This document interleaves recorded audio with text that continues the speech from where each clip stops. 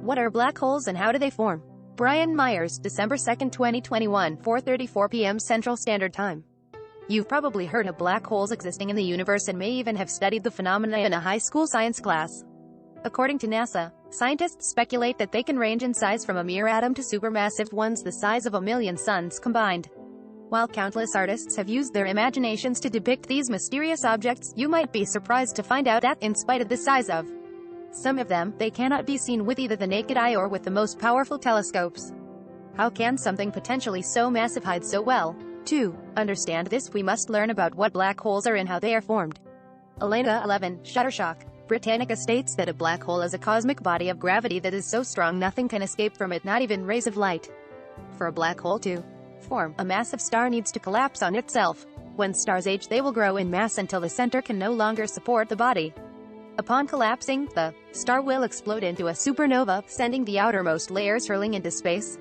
The remaining bulk of the star caves in on itself, crushing and compressing the star into an object with zero volume and infinite density. This object is what is known as a black hole. Advertising. A black hole consists of two parts, the event horizon and the singularity.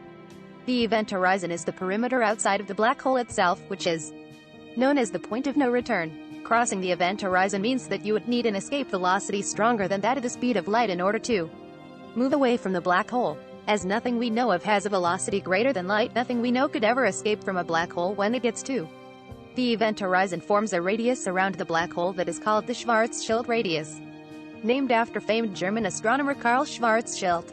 This radius is calculated by determining the mass of the object that collapsed to make the black hole.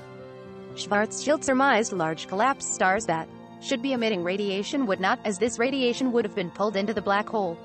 The singularity is the center of the black hole itself. As light cannot escape, it means that a black hole cannot be technically seen in the traditional sense, so how do we know that they exist? Scientists will detect, rather than see, black holes. This is done in several ways. By observing how stars are reacting, scientists can determine if they are orbiting a black hole, assuming there is high-energy light being emitted from the star via NASA. The extraordinarily high amount of gravitational pull on nearby objects creates observable behavior, as well, giving observers a good notion that these objects are being affected by a black hole.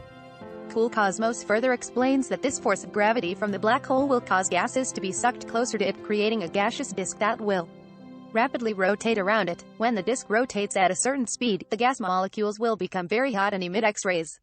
These X-rays can be seen here on Earth by the scientists who observe the night sky.